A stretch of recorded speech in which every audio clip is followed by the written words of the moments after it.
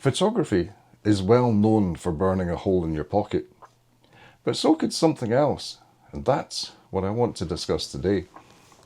A topic few vloggers bother to talk about. You see, there's a small object in almost every camera bag that most of us never think twice about. It rolls around loose with maybe cables, lens caps, maybe even your keys. Under the wrong conditions, it can start a fire. Not in theory, it has done in real life situations. Inside bin lorries, inside office buildings, and inside people's homes. This isn't a scare story. I'm not going down that route of overdramatic videos. This is just something I learned more about recently, and I wanted to share with you, my fellow photographers. Hello, Alistair here from Accessible Photography. Welcome back, and a big, huge, massive welcome to all my new subscribers.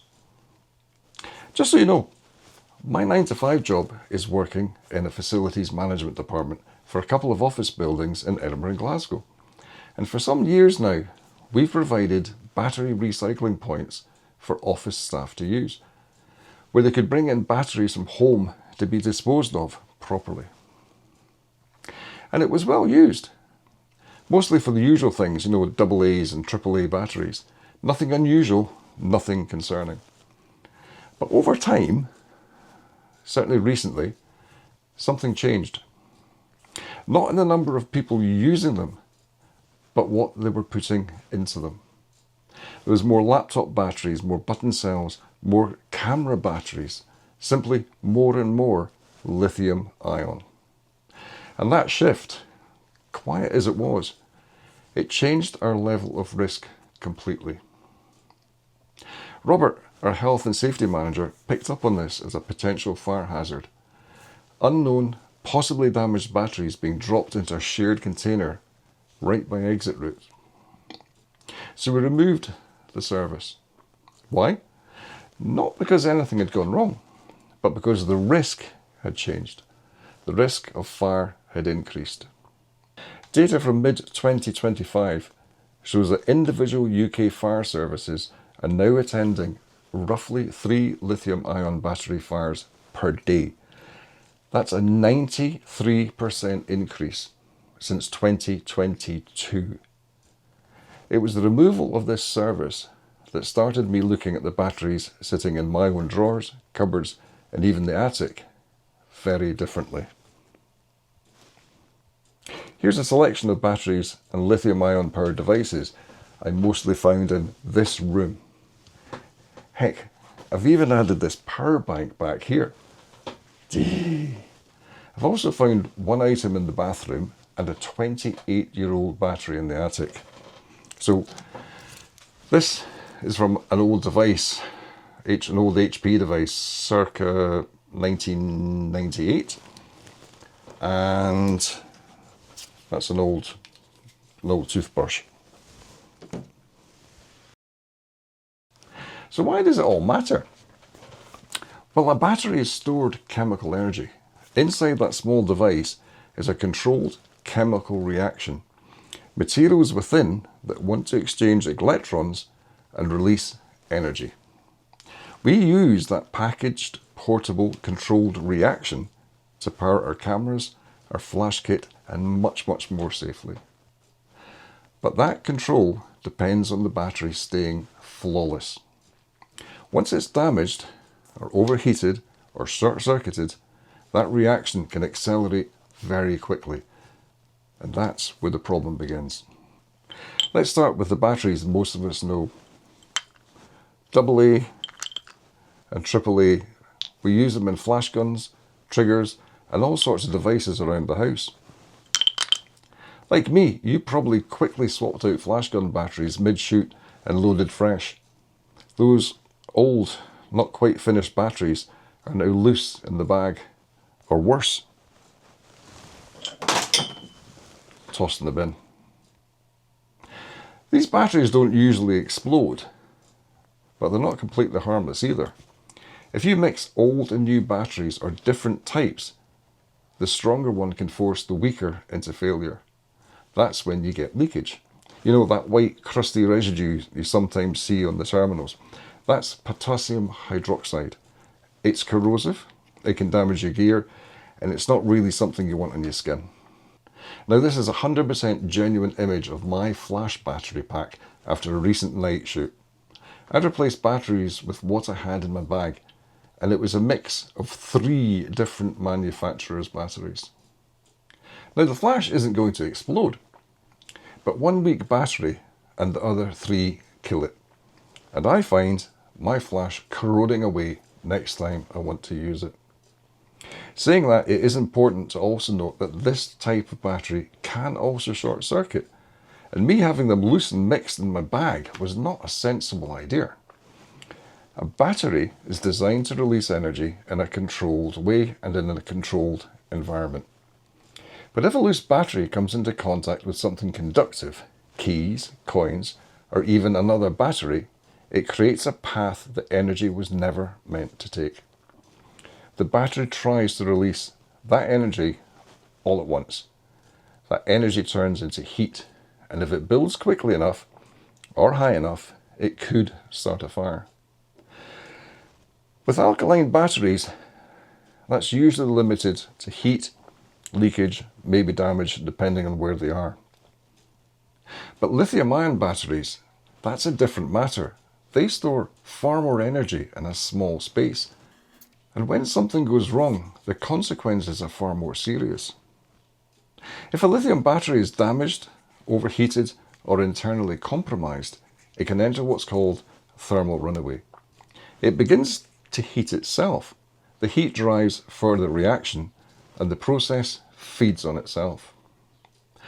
At that point, it's no longer just overheating, it's a sustained chemical reaction that's very difficult to stop.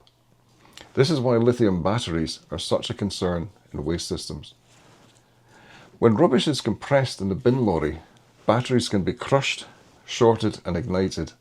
And unlike many other fires, these don't always rely on oxygen to keep going. This is because they create their own oxygen.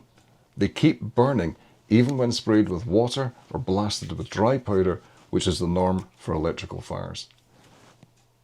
They just keep burning. And this is where we come back to photography. Most of us carry more batteries than we think about. A couple of lithium batteries for the camera, maybe more, multiple AA for the flash, and AAAs for the triggers. Maybe a power bank for backup. And let's not forget the batteries in our phones, tablets and laptops. And often they're just loose at the bottom of the bag or in your pocket with other items. I know mine are generally loose in the bag or even in the pocket with coins and keys. And that's the weak point. All it takes is contact between the terminals and something conductive, and you've created the conditions for short circuit. I will say though, some batteries are better designed than others. Some batteries have large contacts that could easily be in contact with metal items, but these, say, Nikon batteries have narrow contacts recessed behind narrow bars. But that's not something we should rely on. These days, I always put a little cover back on. It's a small habit, but it removes the risk completely. Now remember, we're talking about misused and abused batteries being a risk. Being careful with them and you'll be fine. And that care carries over to how you charge them. Most good quality batteries have protection circuits built in.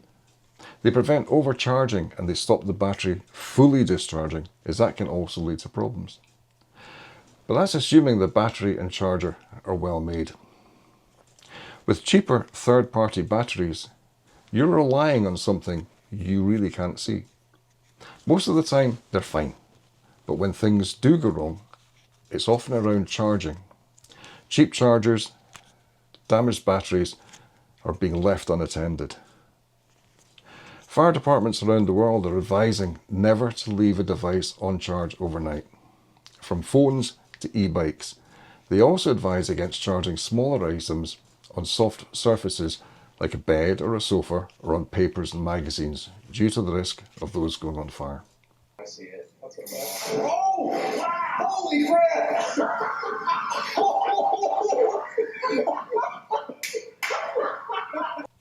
Advice I've also picked up is to not store lithium batteries at full charge or empty. Around 40% charge is recommended. Those with drones are probably aware of smart batteries that deliberately lose power when sitting for a while. This is intentional and it protects the battery. Annoying though is you can't just grab the drone and go out with it. You need to charge batteries before you do so. Unless of course you're a daily user, and then you probably won't notice. Now, batteries usually give us some warning before they fail drastically. Swelling, heat and likely reduced performance. A simple check, especially with camera batteries, is to place them on a flat surface and see if they spin easily.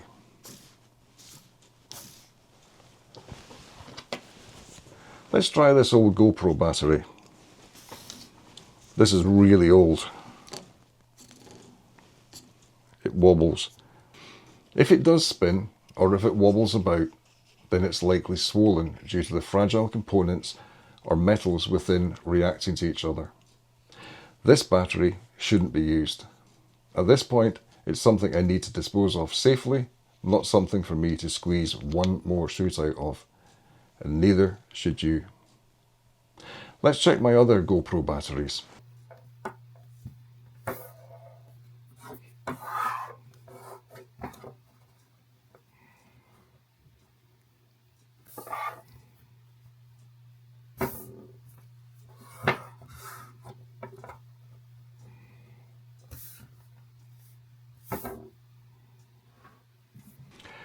Now, a few habits that can make a real difference.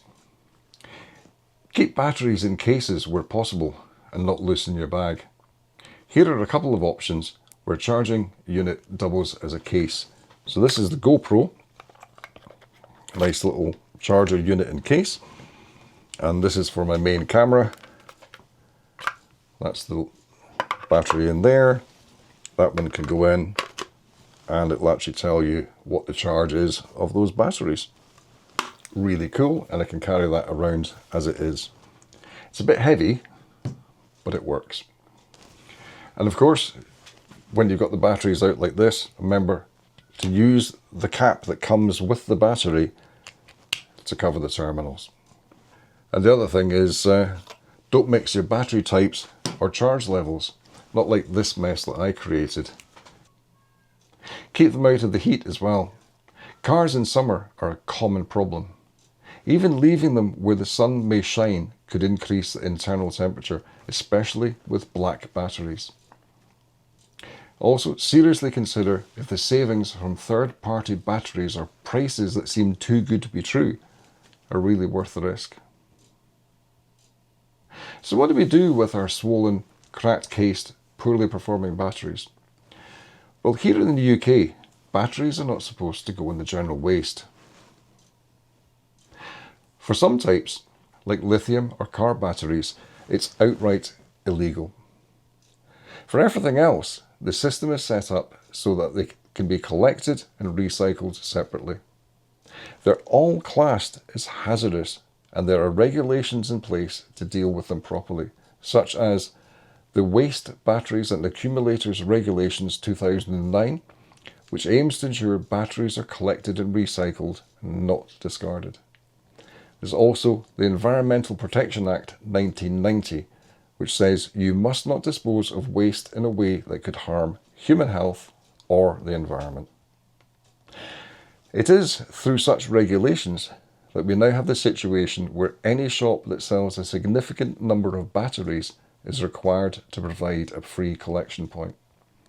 And they must accept any portable AA or AAA or button cells or our lithium camera batteries, regardless of brand or even if the shop sells them. That is where we would now be advising our staff who used our system to dispose of their batteries. Before you recycle your batteries though, there's one small step that matters that many fail to mention when discussing this topic. Tape over the terminals. Covering the terminals with a strip of tape prevents batteries from shorting during transport and storage, and it reduces the risk of fires in the waste system. This includes button batteries that, due to their design, are much easier to short than the likes of a AAA. I've used masking tape here for visibility. You can use any tape. AA and AAA probably don't need as much, but those rectangular 9-volt batteries certainly do. Once collected in those free collection bins, the batteries aren't just thrown away. They're sorted and sent to specialist recycling facilities. There, they're broken down mechanically or chemically into their base materials. Generally speaking, that would be steel, zinc, manganese from alkaline batteries, lithium, cobalt and nickel from lithium-ion. These materials are recovered and reused in new products, including new batteries. So a dead battery isn't really waste. It's a set of valuable materials that can be reused. Did you know lithium batteries from electric vehicles can also be recycled? Despite what the anti-EV folks may say, it's not a huge thing yet, but it is being developed in Europe and the US, and I'm pretty sure China will be working on it as well, seeing as how many EVs they have over there. Most of us don't think of portable batteries as risky. They're small, familiar and everywhere, but they're also one of the few things we carry that can go from completely safe to genuinely dangerous with just a bit of neglect. So this isn't about me being alarmist, it's about being deliberate and careful. Please use your batteries as intended, but check them for damage when you use them. Recycle them as soon as you spot any damage or they just don't feel right. And if you have an old device like this old toothbrush, don't disassemble to retrieve the battery, and don't drop the whole thing into a battery recycling container. Seek out a supermarket with a WE collection point. That's Waste Electrical and Electronic Equipment Collection Point. Why? Because mixing it with batteries can contaminate the recycling stream and increase handling risk and cause problems at the sorting stage.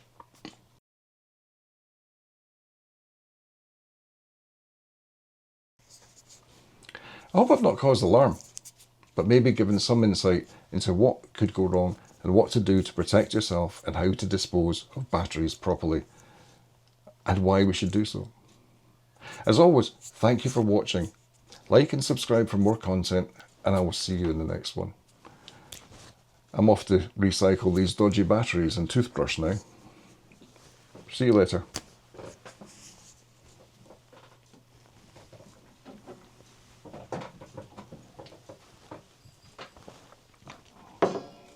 Right.